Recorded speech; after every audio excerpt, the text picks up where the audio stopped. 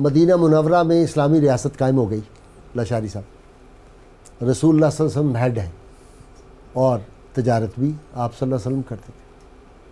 आप गुजर रहे हैं, मदीना मुनव्वरा के बाहर नुमाइश लगी हुई है, जैसे ये आपकी लगती है एग्जीबिशन, ये एक्सपो सेंटर वहाँ जो था बिल्कुल, उसमें वो नुमाइश लगी हुई। आप गुजरे, आपने एक ऊँट पसंद किया और वो लोग कहीं बाहर से आए हुए थे, ऊँट आपने ले लिया और काफ़िला था वो, उस काफ़िले की हेड एक औरत थी। तो आप सल्लल्लाहु अलैहि वसल्लम ने कहा भी मैं तो वैसे आया हुआ था किसी काम से बाहर, मेरे पास पैसे नहीं हैं, ये मैं ऊँट ले जाता हूँ और तुम्हें पैसे मैं भिजवा देता हूँ। रसूल सल्लल्लाहु अलैहि वसल्लम जब चले गए तो काफ़िले वालों ने कहा हम तो बंदे को जानते नहीं हैं और ये हमसे ऊँट ले गए, तो ये क्या मसला हो जाएगा।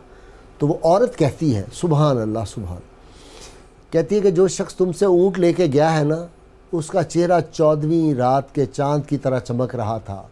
ये हो नहीं सकता कि वो आदमी आपके पैसे वापस ना करे।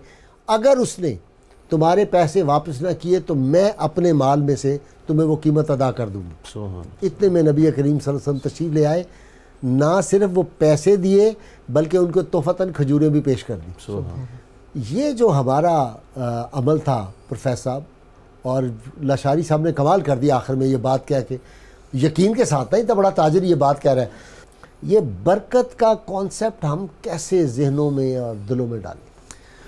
बुनियादी तौर पर जैसे उन्होंने वजाहत की है कि इंसान जो कि बेसिकली इस मादियत के दौर में सारा कुछ मादे के गिर्द ही घूम गया है और ना उससे आगे कुछ समझ आती है ना पीछे समझ आती है, तो वो आदमी उसी चल रहा होता है कि कामयाबी जो है वो सिर्फ इसी दुनिया के अंदर ही किसी मकाम तक पहुंच जाना ना, वो ही कामयाबी है। बहुत अच्छा बिजनेसमैन बन गया, फलां बन गया।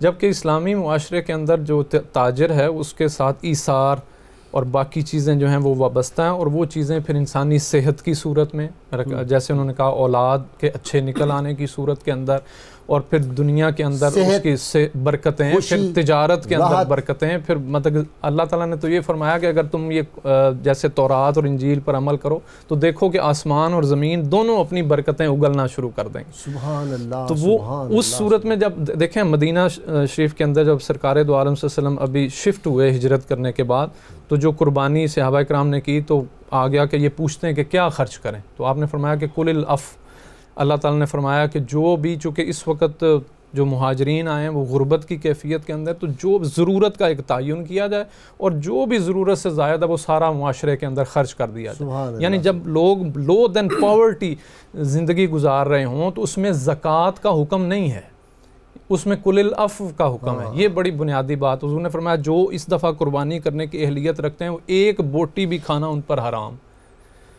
अगले साल फरमाया कि इसमें से थोड़ा सा रख लो, बाकी सारा खर्च कर दो। उससे अगले साल फरमाया अब 3 हिस्से जो आज तक चल रहा है।